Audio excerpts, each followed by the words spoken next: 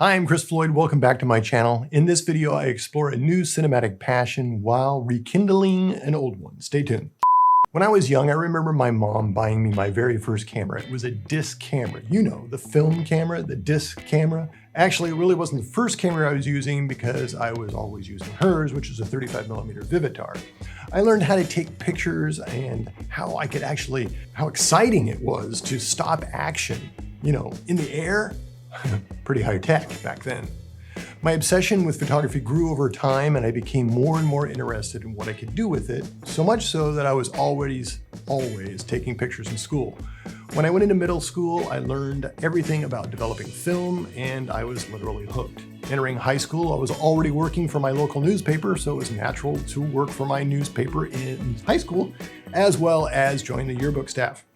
4 years of yearbook. This is my actual yearbook. Sorry for the torn photo in the front. But my actual yearbook has original photos stapled in it. Ooh la la, right?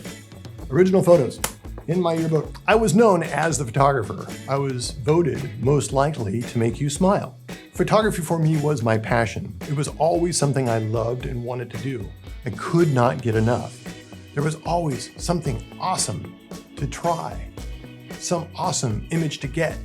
I wasn't obsessed so much about what the camera itself was, but what I could achieve with it. That's where my passion lied. I was so focused on the wow of what you could create.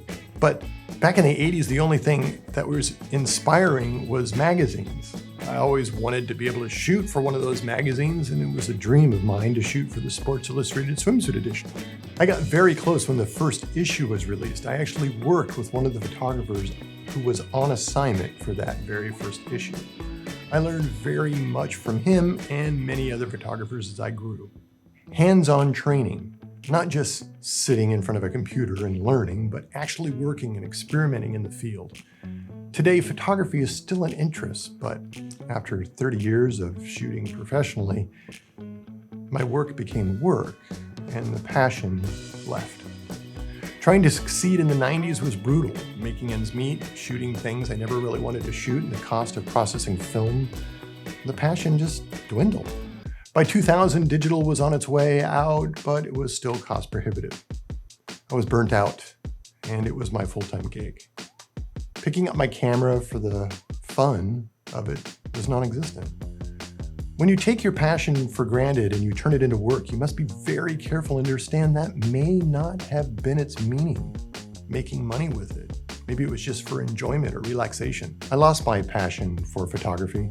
Looking back on multiple jobs I've done in the past, photographing some amazing people and working for remarkable companies, man, that would have made some amazing vlog content. Oh, YouTube didn't exist. Today, I see photographers all over social media and Instagram, and some of them you can see the image and that passion. The amazing work that moves me today on Instagram has that work created from hearts of passion. When the coronavirus hit, we were ordered to shelter in place. I felt like that was a great opportunity for me to pick up my camera, but I just couldn't do it. I couldn't get inspired.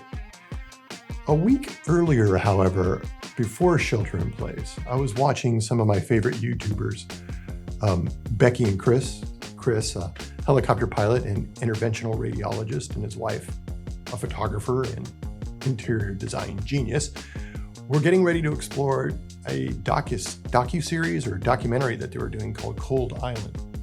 Chris had an idea, at least a shot in mind, that he wanted to achieve by flying a drone through his helicopter and down a cliff/waterfall.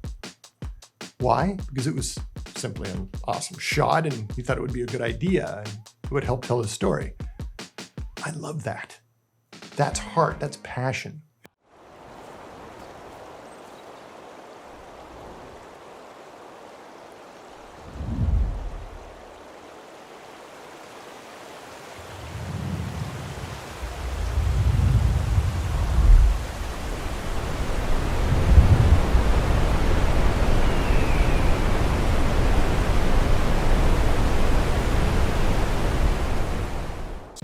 When I saw this footage and some other intros and other films that they both had done, I had to figure out how he did it. I had to get involved, or at least understand more about how he created that look. Well, a week later, we were shelter in place. And I had a little bit more time on my hands since I didn't have to commute back and forth to work, which saved me 2 hours a day. So how did Chris create that shot? I'll tell you, it's not with a Mavic drone. He used an FPV drone. FPV drones have been picking up some steam in the last few months with other YouTubers as well. And it got fried again after we had waited for so long and after Matt did all the work of putting it together. Very, very frustrating. That is the word to describe this whole FPV drone process so far. Extremely nervous. This is Sawyer, maiden flight. So nervous. First person putting on the goggles. I'm so nervous. Holy crap, I'm flying!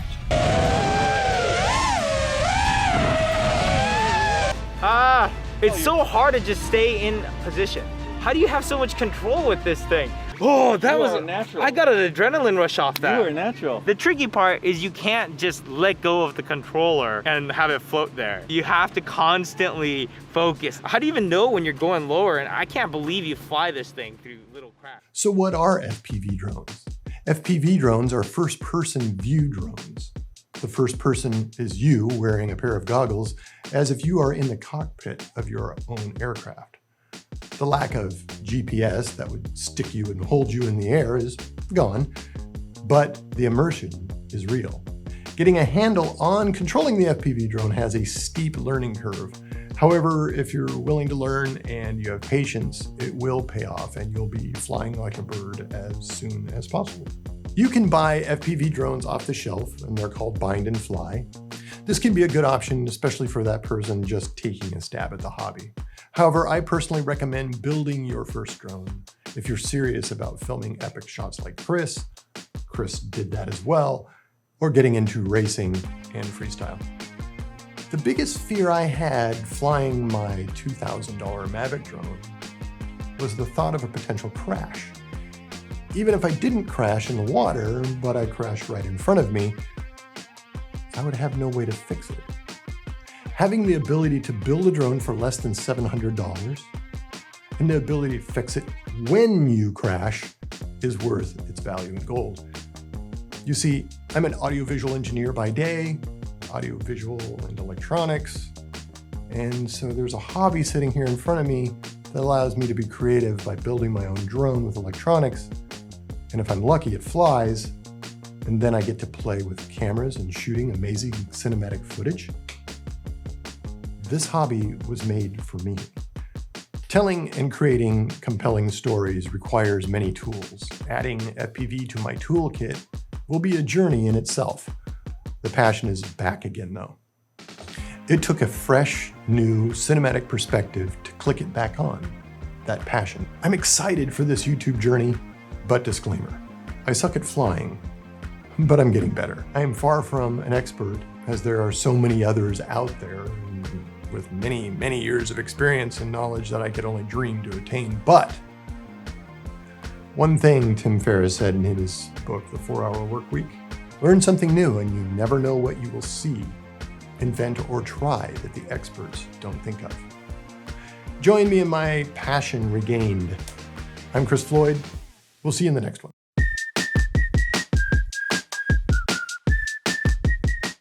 A week earlier to sheltering, I was watching one of my favorite YouTubers, teens,